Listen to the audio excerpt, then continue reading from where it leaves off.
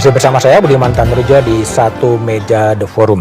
Mbak Irma Caniago, isu ini sudah cukup lama ya, sejak April sampai sekarang kira-kira 3 bulan gitu.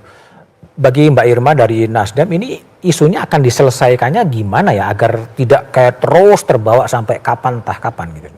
Kalau saya terus terang berpegang pada keputusan yang disampaikan Ketua Umum kami di media terkait dengan pemakzulan.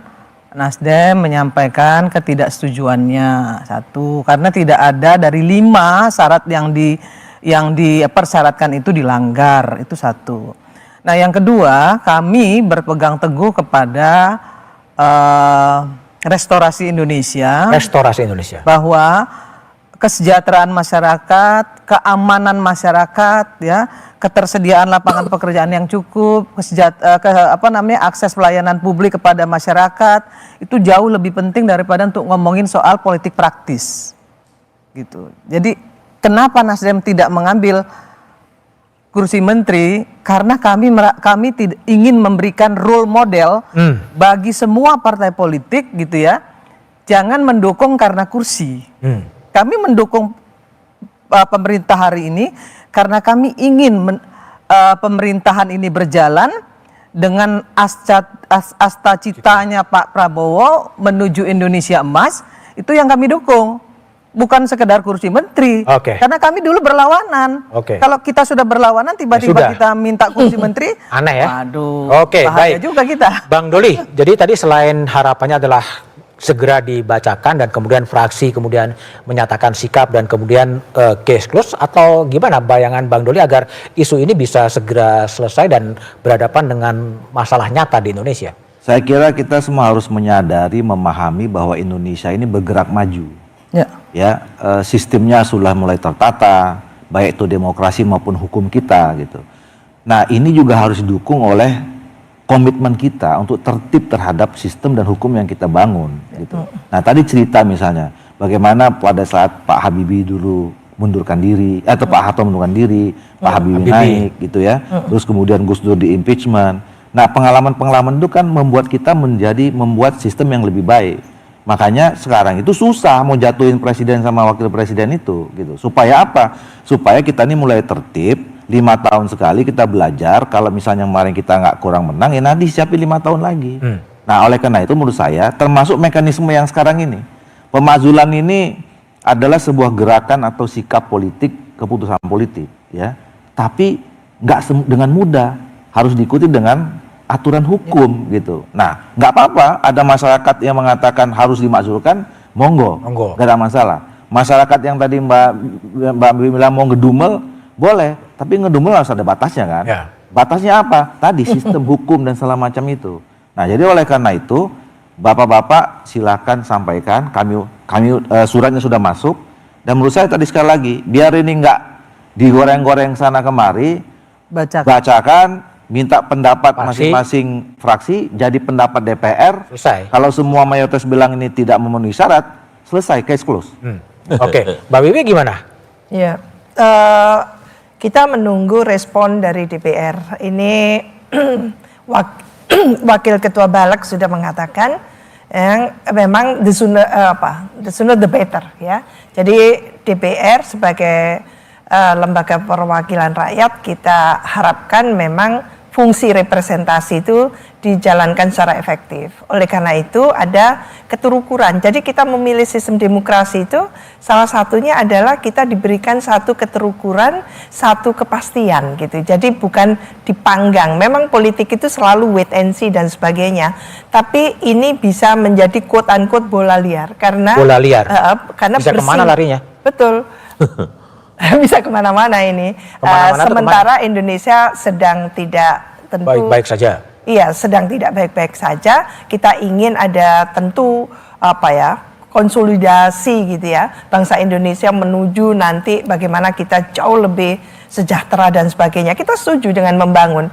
Tapi tidak boleh juga kita ignorant gitu ya. Seolah-olah kita itu fine-fine saja. Kita harus membenahi yang kurang bagus tadi itu dengan memberikan pelajaran bahwa kalau dipaksakan kehendak itu ternyata akan muncul belakangan yang menjadi bumerang bagi perjalanan satu politik kita. Nah ini kan instabilitas politik bisa shaky dan nanti akan delegitimasi terjadi kalau terus-menerus tidak ada respon. Oke. Nah ini yang kita harapkan, respon itu ditunjukkan, bukan berarti bahwa kita memaksa-maksa, tapi memang seperti itu.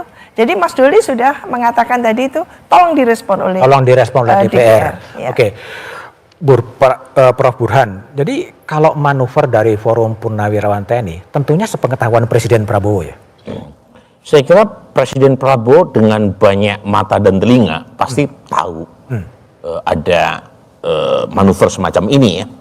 Dan buat saya sih, saya sebagai bagian dari masyarakat menuntut aktor politik untuk mempercepat proses ini supaya tidak berlarut-larut.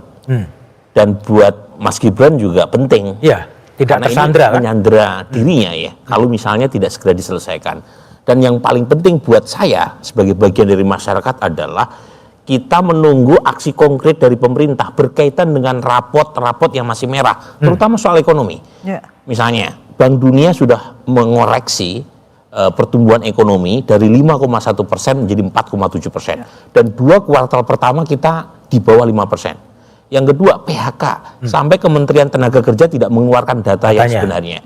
Kemudian rupiah itu turun 10%. Indeks harga saham turun 20%. Ini agenda yang jauh lebih penting untuk kita dengar apa sih yang dikerjakan oleh pemerintah dan DPR berkaitan dengan isu global, geopolitik, kondisi ekonomi yang tidak menentu, ya. Tarif Trump yang masih dikenakan 32% kepada Indonesia. Ini hal-hal yang konkret yang menurut saya membutuhkan penanganan yang jauh lebih berat ya, dan tidak butuh gimmick sebenarnya, tetapi butuh aksi konkret. Dan menurut saya Pak Prabowo masih punya modal politik yang besar dengan dukungan di DPR yang luar biasa, dan saat yang sama approval ratingnya minimal masih di atas 70%, masih oke ya. Artinya ini modal yang luar biasa yang seharusnya bisa dimanfaatkan untuk mempercepat agenda Astacita yang beliau tetapkan ya sebagai semacam legacy ya pemerintahan Prabowo sekarang.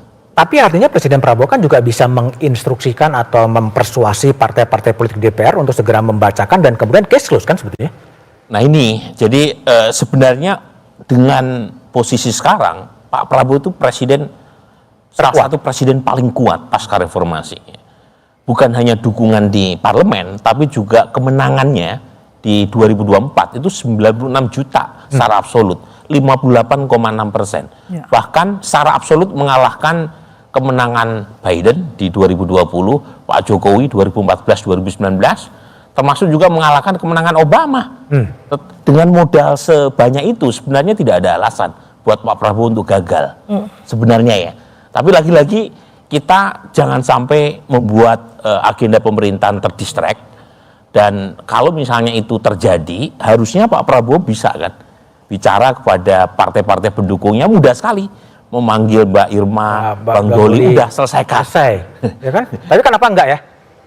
Nah, saya tidak tahu apakah belum ataukah kita masih menikmati drama yang tidak penting di DPR sehingga kita lupa bahwa ada banyak agenda yang belum selesai. Oke, Kita baik. tunggu Mas, kita tunggu DPR membacakan. Oh, tunggu ya. Kita tunggu. Oke, baik Prof Burhan, Mbak Irma, Mbak Wiwi dan Bang Doli telah bergabung di satu meja The Forum.